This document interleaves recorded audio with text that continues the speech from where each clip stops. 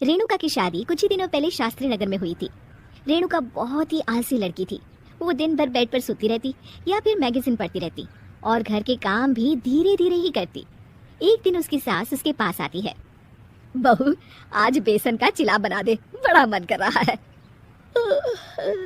हाँ मम्मी जी, बनाती हूँ थोड़ी देर में। थोड़ी देर में? अरे थोड़ी देर में तो रात के खाने का वक्त हो जाएगा बहू।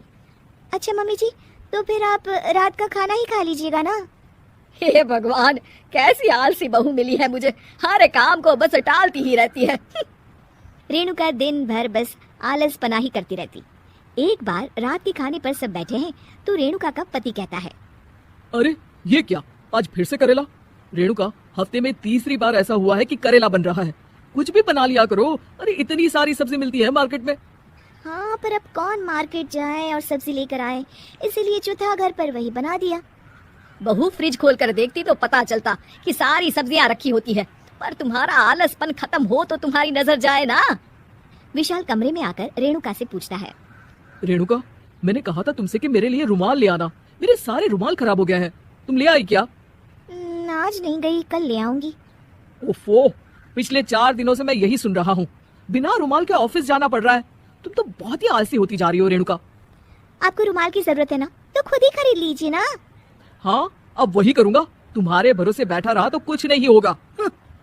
एक दिन दरवाजे पर बेल बज रही होती है और रेणुका सोफे पर बैठी होती है, पर आलस में दरवाजा खोलती ही नहीं।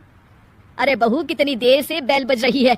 क्या कानों में रुई डालकर बैठी हो जो सुनाई नहीं दे रही बेल? मम्मी जी, अब आप आ ही गई हैं तो आप ही खोल दीजिए ना दरवाजा। क्यों मुझे ताना मारकर और देर कर रही हैं? अरे वाह, उल्टा चोर को तवाल को डांटे। सास दरवाजा खोलती है तो उसकी पड़ोसन दरवाजे पर खड़ी होती है। दरवाजा खोलने में इतनी देर क्यों हो गई? सब सो गए थे क्या? और ये भी कोई वक्त है क्या सोने का? हाँ? अरे नहीं नहीं, ऐसी कोई बात नहीं है। आइए आइए, आप लोग अंदर आइए। ओफो, इन सबको भी अभी आना था। अब मम्मी जी लगा देंगी मेरी ड्यूटी किचन में। बहू पकोड़े तल दे, बहू चाय बना दे। अरे बहू, सो गई क्या? कब से आवाज दे रही हूँ, जा चाय बना कर लिया। हाँ मम्मी जी, अभी जाती हूँ थोड़ी देर में। सास रेणुका को आंख दिखाती है। मतलब थोड़ी ही देर लगेगी चाय बनाने में, अभी ले आती हूँ, बस झटपट। रेणुका रसोई में जाती है और इसी आलसीपन में वो चीनी की जगह नमक डाल देती है। जैसे ही सब चाय का घूंट भरते हैं, चाय थूक देते हैं। थू थू थू थू, ये कैसी चाय बनाई है तूने रेणुका? इसमें तो सारा नमक भरा है।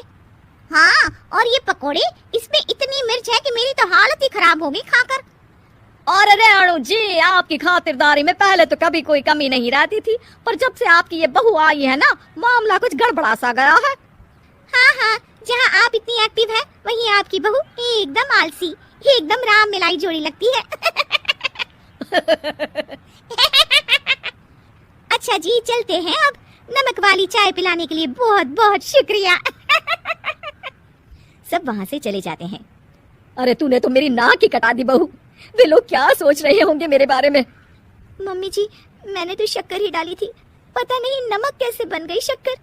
शक्कर नमक नहीं बना बहू रानी, तुम्हारा ये जो आलसपना है ना, ये उसी का नतीजा है।